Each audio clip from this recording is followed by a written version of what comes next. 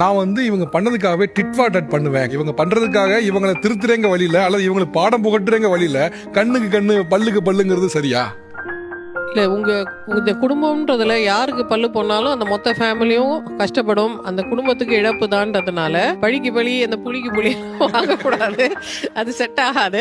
முன்னெல்லாம் ஒரு 25 வருஷத்துக்கு முன்னாடி நாங்கள் டாக்ஸிக் மேஸ்குலினிட்டின்னு சொல்லுவோம். ஆம்பளைனா அவங்க பையன் இவங்க பையன், அந்த ஜாதி இந்த ஜாதி, அந்த அருவா இந்த மீசன்லாம் ஆண்கள் சுத்திட்டு இருந்த மாதிரி இன்னைக்கு பெண்கள் சுத்த ஆரம்பிச்சிட்டார். இன்னைக்கு டாக்ஸிக் ஃபெமினிட்டி வந்துடுச்சு. என் திருமணம்ன்றதை நான் எல்லாருக்கும் காட்டுவேன். எங்கள் அப்பா கிட்ட காசை எங்கள் அப்பா மொட்டை அடிச்சு நான் வந்து ஹல்தி மெஹந்தி சங்கீத்து கல்யாணம் எல்லாம் பண்ணி கிழிச்சிருவேன் அப்படின்னு பெண்கள் நினைக்கிறாங்க. ஹனிமூன் இங்கே தான் போகணும், என் ஃப்ரெண்டு அங்கே தான் போயிருக்கா, குடும்பம்னா இப்படி தான் இருக்கணும், ஃபோட்டோ போட்டே தீரணும் அப்படின்னு பெண்கள் வந்து ஆண்களை ஆக்சுவலி கொடுமைப்படுத்துறாங்க. எப்படி டாக்ஸிக் மேஸ்குலினிட்டி 25 வருஷத்துக்கு முன்னாடி நாங்கள் அவ்வளோ போராடினோமோ, அவ்வளோ போராடி பெண்களுக்கான அந்த ஸ்பேஸை கிரியேட் பண்ணமோ, அந்த ஸ்பேஸை பெண்கள் அப்யூஸ் பண்ணுறாங்கன்றது உண்மைதான்.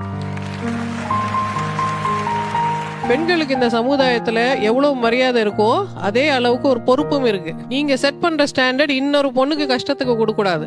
அது புரியாம மொத்தம் இன்னொரு பொண்ணு செய்துட்டா நானும் செய்யணும், அந்த நடிகை செய்துட்டா நானும் செய்யணும், அவங்கள மாதிரியே ட்ரெஸ் வாங்கணும், அவங்கள மாதிரியே போட்டோ போடணுன்றது ஆக்சுவலி ஒரு கொஞ்சம் ஒரு அல்பமான பிஹேவியர் தான். அதை நம்ம என்கரேஜ் பண்ண முடியாது.